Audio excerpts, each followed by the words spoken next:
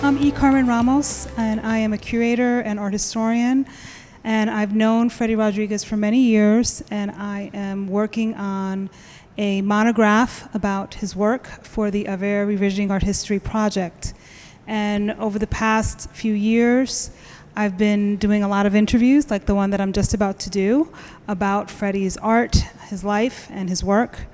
And today, I'd like to ask him some more questions about his work, especially works on view in the exhibition My Geometries here at the Longwood Art Center in the Bronx in July of 2015. So my first question for Freddy is, Freddy, you came to New York in 1960 in part because of the political unrest that was taking place in the Dominican Republic after the assassination of the dictator Rafael Leonidas Trujillo. I was wondering if you can talk with us about how the conditions of your migration impacted your life and also your artwork. Actually, it was a little bit difficult at the beginning because I wasn't really prepared in the sense that I didn't speak the language. I didn't have any relatives here. And a couple of events happened that really made me change my plans, because what I really wanted to do was, after I came, join the Army for 2 years and then go to college.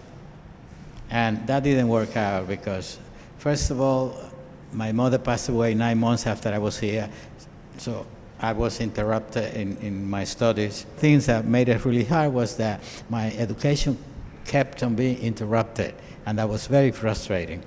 But finally, after I went back to the Dominican Republic and I came back to New York through Puerto Rico, I spent some time in Puerto Rico, things started to really change for the better.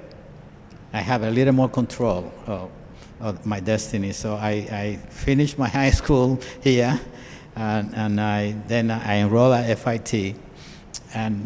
But when I was attending high school, my art teacher gave me a pass to go to MoMA, and that really was very important. I was not familiar with the collection. I'd never seen abstract art or in original abstract art, but I fell in love with abstraction right away, especially geometric abstraction. This exhibition starts with some of your earliest work from the 1970s, some of your earliest, what I would say is your mature work as an emerging artist. We know that you came of age during the height of minimalism in New York, and that was a very important movement for the city, and you were right here participating, absorbing, going to important exhibitions at MoMA and galleries throughout the city. And I wonder if you could talk a little bit about why you gravitated toward minimalism, toward hard-edge painting. What was so interesting about it, and why did geometry and abstraction speak to you? At the beginning, when I made that decision, that was something very spontaneous. I'd never seen original abstract art, good abstract art. But all of a sudden, I find myself really looking into it and studying it, and I just fell in love with it. And there is a part that almost nobody talks about in terms of geometric art, and it's the emotional side. Personally, it affected me emotionally in a positive way, because at the time, due to all the interruptions through my education after I arrived, I was very angry. But art created some kind of emotional balance in my life, especially geometric art. To be a geometric artist, you do have to be really together, emotionally, physically, intellectually. Mm-hmm. You cannot drink a pint and then start doing geometric paintings. It's not like abstract expressionism. Mm-hmm. I mean, your mind has to be really together, and that was very exciting because I always research. I learned to research, to read, to understand, to look, and then you have to be very careful. If you see the early drawings I did for my paintings, they were all done in graph paper, and they were reproduced the right scale, and that your mind had to be very clear. You had to be very sober. You cannot fool around, and that I think helped me a lot. So did geometry save your life in many ways? Emotionally, yes. It created balance in my life. Equally as important to your artistic formation is your exposure to Latin American literature.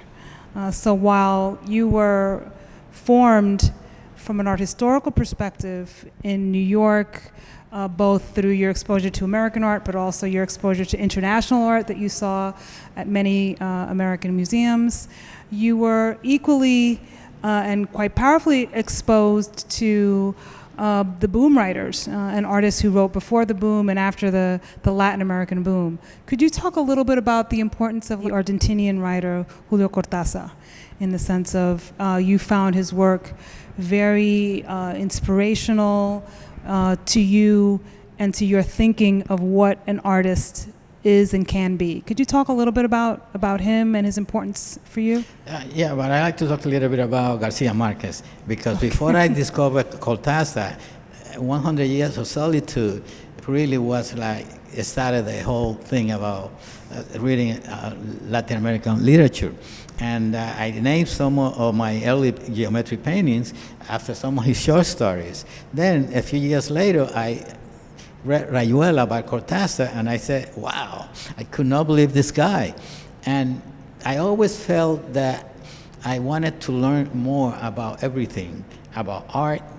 So Cortázar was very encyclopedic, but not a pedant. He was just always trying to create new work. All his novels are different. His short stories are incredible. And I insisted that he did not want to repeat himself. He wanted to make work that was different constantly. And he even changed his publishers constantly, because even the format of his book, he wanted them to be different. It wasn't just the writing, it was everything, everything. And also he was very political. He left Argentina for the same reason I left the Dominican Republic. And he also always stuck with his beliefs. Nobody could buy him out. Like many transnational artists who were born in another country and who settled here in the United States, there are always questions from the public and critics about who are you? Are you one thing? Are you another? Are you American? Are you Dominican? Are you Caribbean? I mean, there are a whole slew of identities that are asked of you, and what do you believe in? We know that the answer to who you are is very complex, and that individuals, whether you're an artist or not, can inhabit multiple identities. But there's one identity that you have consistently embraced, and that is of a New York artist. And I was wondering if you could tell us a little bit about what you mean by that and why that's an important identification for you. Actually, it's very simple. My whole art education took place in New York. As I mentioned before, I never I never saw original artwork, abstract work. I never went to a museum in the Dominican Republic, because when I left, there were no museums there yet. And I came here and embraced art almost right away. If I had stayed in the Dominican Republic, I probably had become an architect. And when I first arrived, I thought I would do that. But as time went by, I found out that what I really wanted to do was to be an artist. So I spent my time very early on just doing art, going to museums, going to galleries, reading about art, and doing a studio work full time. That's something very unusual for somebody with my background to do in New York. And I just did it, and I lived my life the way I really wanted to do it. And art meant everything to me. Another very important thing in your work and in your life is change. And in many ways, and we've spoken about this numerous times, this desire for change and constant learning comes from various places, including the example of someone like Julio Cortázar. But I wonder if you could talk a little bit about what that means to you, because when a viewer looks at a portion of your work or a body of your work, they'll say, oh, this is painting on canvas. How is this experimental? But I wonder if you could explain what you mean by experimentation and why that's important to you.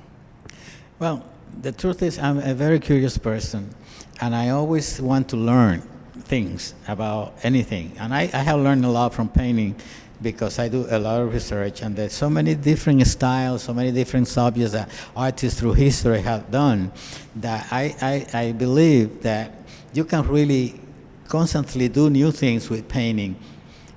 You don't have to repeat yourself, and if it's hard for people to understand or follow my work because I don't so much work, and I don't get to show enough of the work, but there is this always a possibility of changing.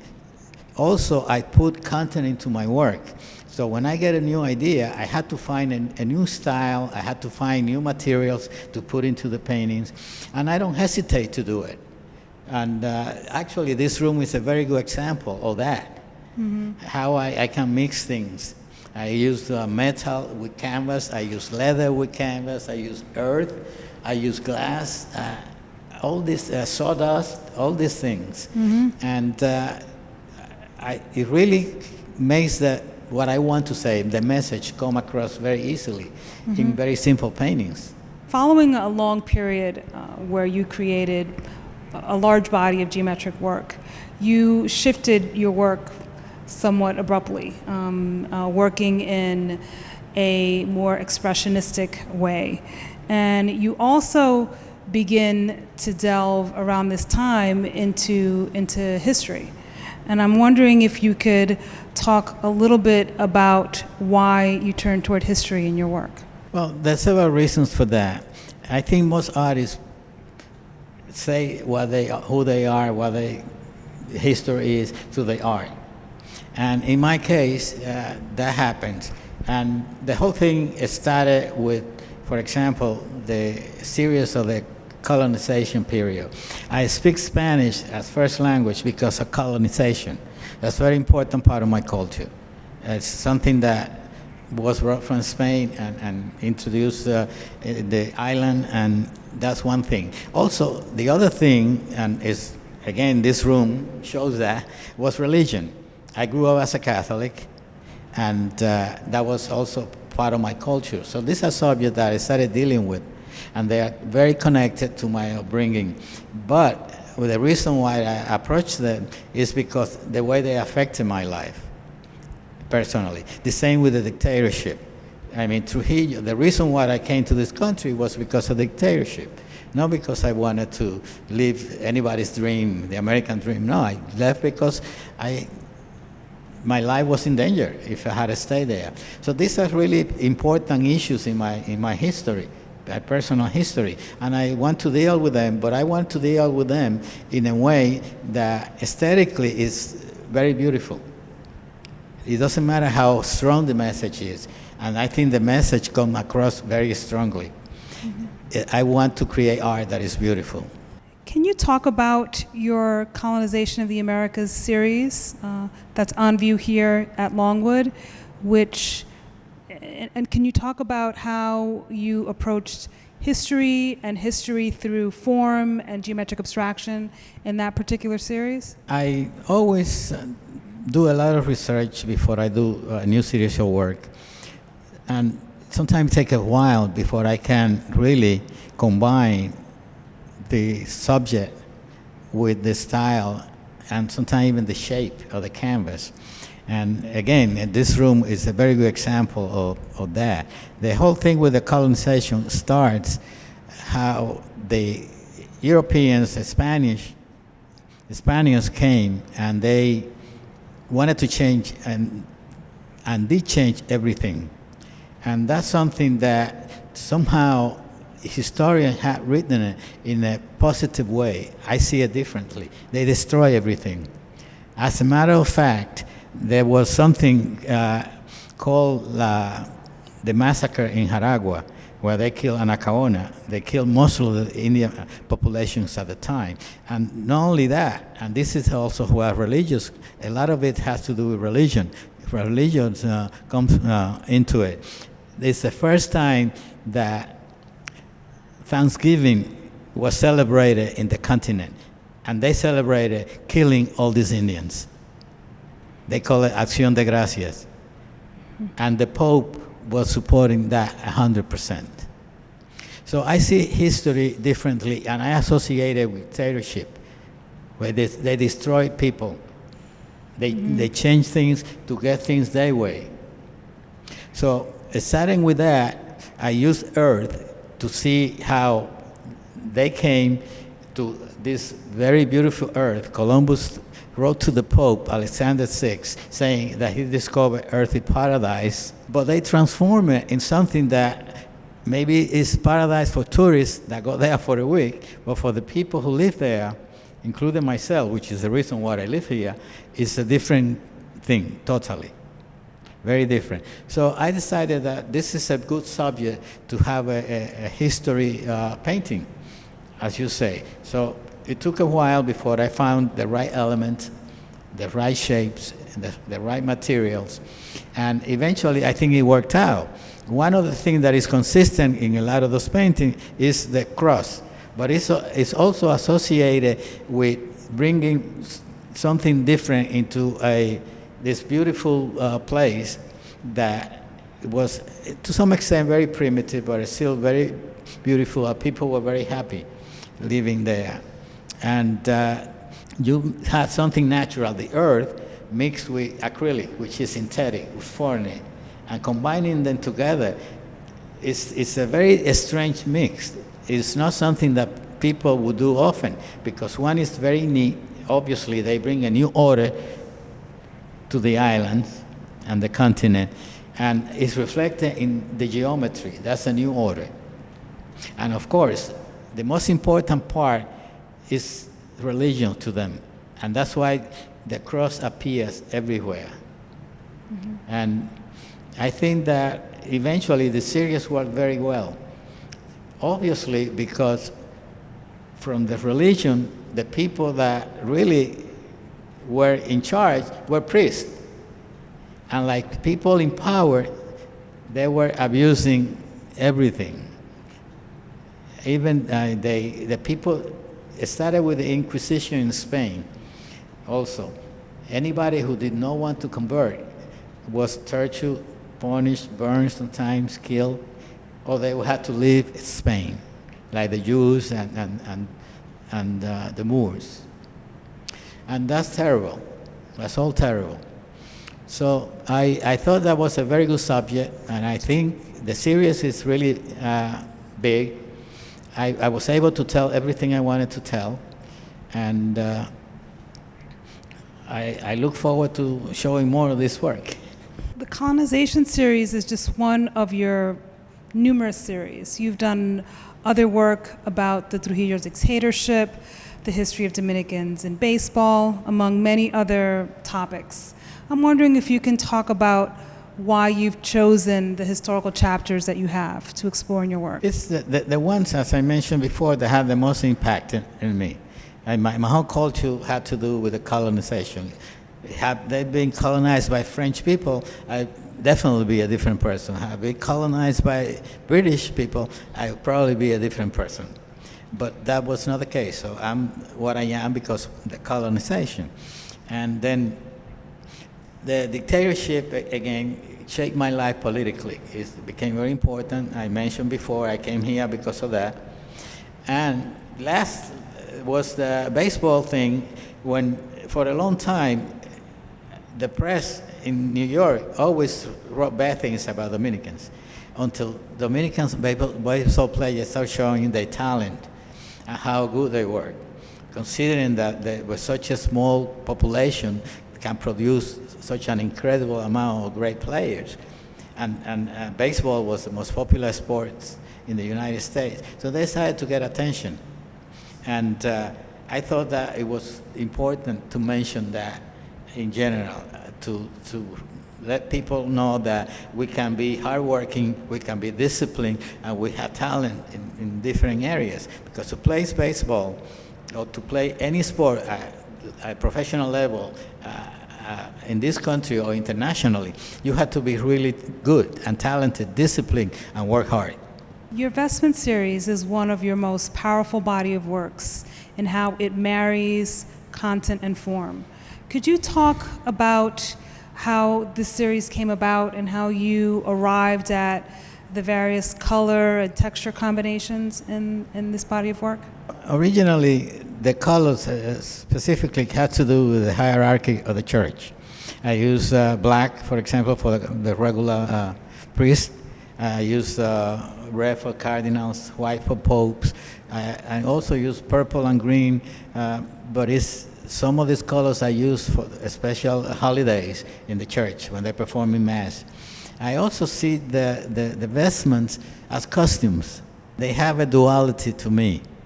Some, they can make you feel that very reverent, but other ones, I think they use it to hide something.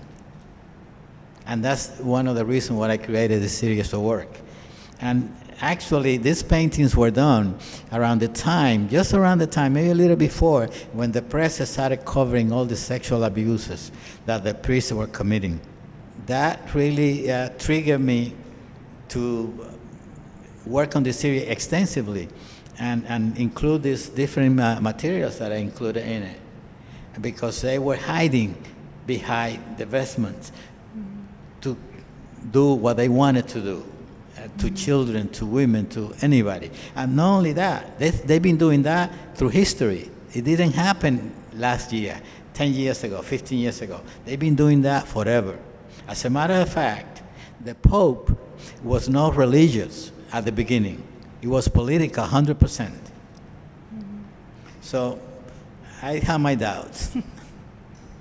I like to say I like the new Pope. And eventually, I think I did a painting called The Good Pope. It's a white painting, and I would like to donate it to the Vatican. I think you like him because he's Argentinian. Okay. One of the interesting things about your work is that you always work in a serial way. There's never just one painting. There's always a painting that's part of a larger series. And can you talk about why that's important, why working in a serial way is important to you? Well, sometimes I have thought that if I had not become a painter, I probably have become a writer. And I see series as like writing a book. I've been very influenced by literature, as we said before. And I start telling a story, and I research it, and then I start doing it visually in a sense that makes sense. When it's finished, it's like when a book is finished. You have the last chapter, and that's the end. So you have to start thinking of how to create a new series. And that's why the series is so important. I always give it titles also. So I like to work in series. It keeps me busy, keeps me investigating. I learn a lot from them. And it's a good way for me to work. 2005, you unveiled Memorial to Flight 587, which commemorates the tragic crash of American Airlines Flight 587 that was en route to the Dominican Republic on November 12th, 2001. It was a very huge commission, took many years to complete. It has won design awards. It's a very important kind of capstone up to this point in your career. I'm wondering if you can talk about your process in putting together that project. Well, actually, that project really shows my approach to art, 100%. Because the way I work, first of all, is very minimalist. But I put into it all these elements that I use in my painting, except that because it is some kind of monument, it also had to have a functioning part, and that is included too. But there is so much symbolism in it, there is so much history about the Dominican Republic in it, that when people look at it, and if they ask questions, because they have questions to be asked, because it's right there are symbols and there are things that will make people ask questions. Also, there is religion involved, which is something that had always deal with the dead. For example, one of the big things, or the big symbol, is the gate. And that gate has a function, allows you to go in and out and move around. Also is the gate that is used in most religions to get to paradise, the gate of paradise. Also is the back and forth of the immigrant, that you go in and out constantly, especially Dominicans. I think they are probably the most immigrants who go back home more often than any others, constantly, always. And then another thing, there is these holes on the wall, if we want to call it a wall, and it's for people to leave objects, mementos in it. In most memorials, or makeshift memorials, people always leave in objects, photographs, toys, all kinds of things. So this holds those things for them. The other thing is, it allows light to come in. And in some religions, like light is a way to think of the spirits coming to visit in form of light. And when the light comes in, it's like the victims, the people who perish in the flight, come to participate in the ceremonies also. Also, the functional part is that the design changed because of the light shift.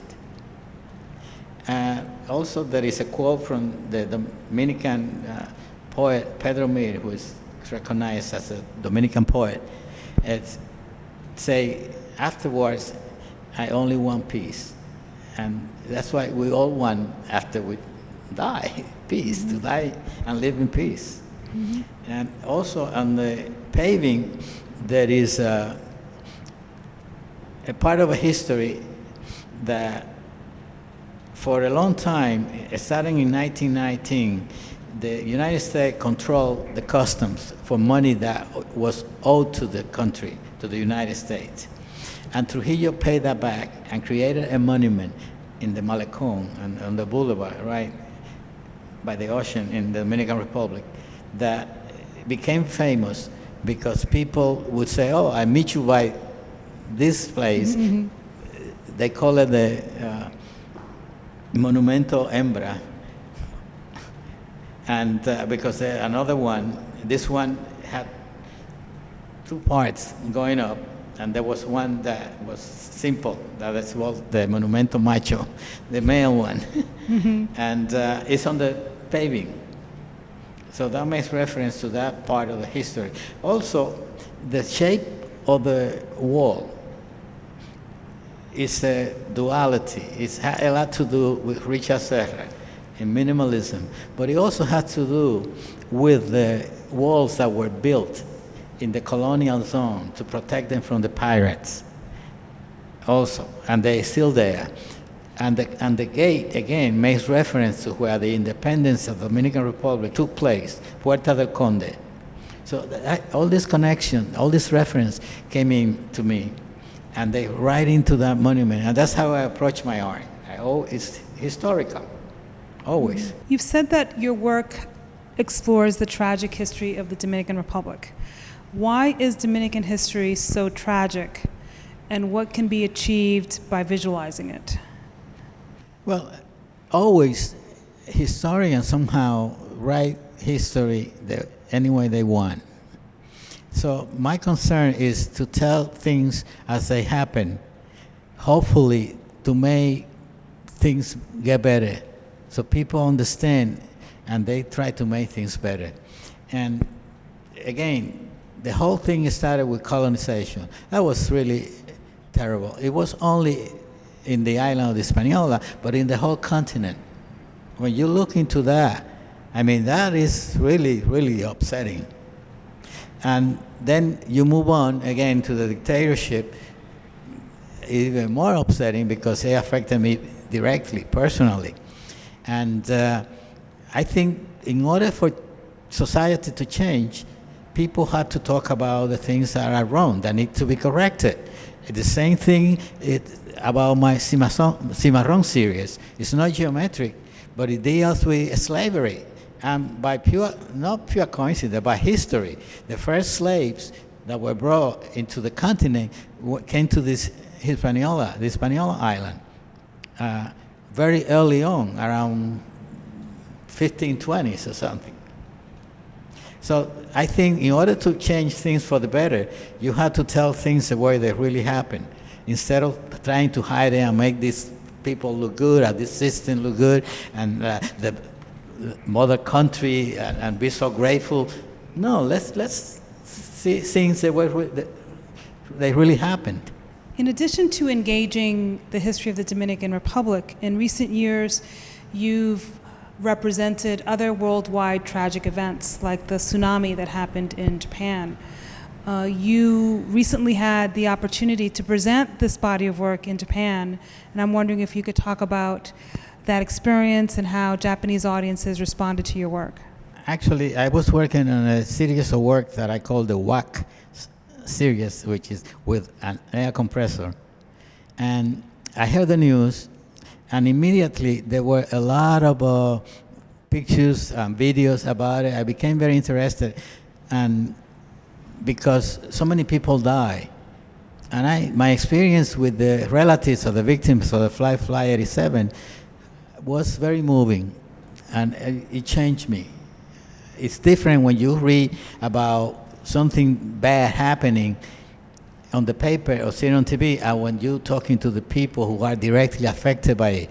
And some of them cry on my shoulders, and I had to comfort them, and I identify with the feelings.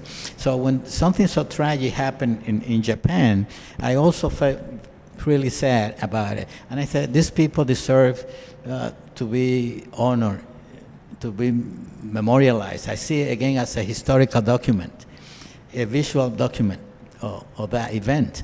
So I was working on these paintings, and before the paint dry, I decided that to do something that would reflect what the tsunami did, which was destroy towns and villages that had taken centuries to build in a few hours. So I destroyed the painting I was working at the moment in a few minutes. Mm-hmm. But I destroyed it with my knowledge of abstraction and art to make it look good. Because as I mentioned before, I like art to look good. So, but you can feel the destruction. You can feel the elements changing things, the way they move, the force behind it. Mm-hmm. So that was what created that series, which I call the Tsunami series. So eventually, they were, the Dominican ambassador in Japan is somebody that I knew who also had been into the arts very much. And I contacted him and I said, I did a series of work and I would like to show it in Japan. Is this possible? So there was a back and forth for a while, and then he decided that yes, it would be a good idea to do it. So we brought it to Japan. They had a wonderful opening. A lot of the Japanese people, I didn't know exactly the words they used because they didn't speak much English. I didn't speak any Japanese. But they somehow, the Grand Master of Ceremony of the Imperial Household was present, sent by the Empress, who asked him to report to her about the exhibition. So we talked. He was fluent in English. Of course, he was the Grand Master of Ceremonies. I'm sure he spoke several languages. And he told someone how powerful he thought the work was. And he told me also that he had to report to the Empress. When he told me that, I said, well, the report has to be good, otherwise he's not going to tell me. So he did.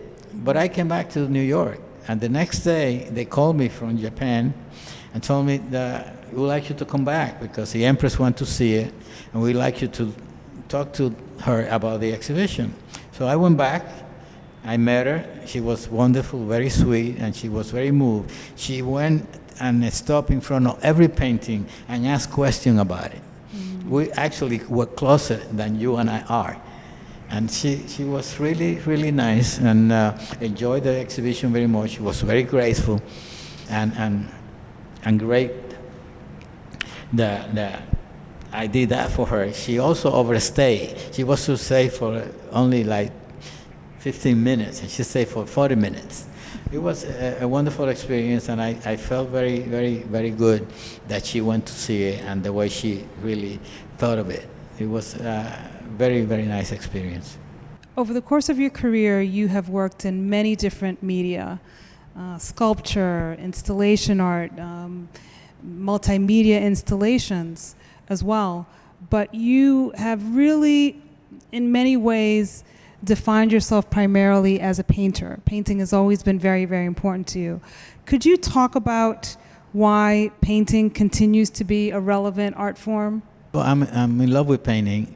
I love color. I mean, color is very important in my work. And I'm a natural colorist, but I've done extensive research and work and studies about color theory. And painting is something that I will never stop doing. And one of the reasons is also it allows me to experiment. It also teach me things that are really important to me. I do a lot of research before I embark in a series of work, even if I had to take time off. I don't have to repeat myself simply to keep busy, and because I don't do commercial artwork. I want to make sure that what I do is what I want to do. And painting is really motivating. I find painting very exciting. Actually, one of the things about doing high edge painting is that it's totally unpredictable, even after so many years, what the thing is going to look like before you pull that tape and you see the two colors together. That's something that I find very exciting, and it's always different. It's something new. And I really love to paint. And the other things I do, I have actually done a lot more work that nobody gets to see, and that's also why people think that I did only mostly paintings. But it's tons of work that I done in all kinds of mediums and things like that. When you were developing as a young artist in New York City, you witnessed the birth and development of conceptual art, which encompassed the use of text and image in painting and other kinds of media. And you were exposed to conceptual art at the same time that you were reading Latin American literature. And I'm wondering if you could talk about how both of those exposures informed your own use of text in your work. Well, definitely it did. But again, Julio Cortázar, the writer, also had a big part in this.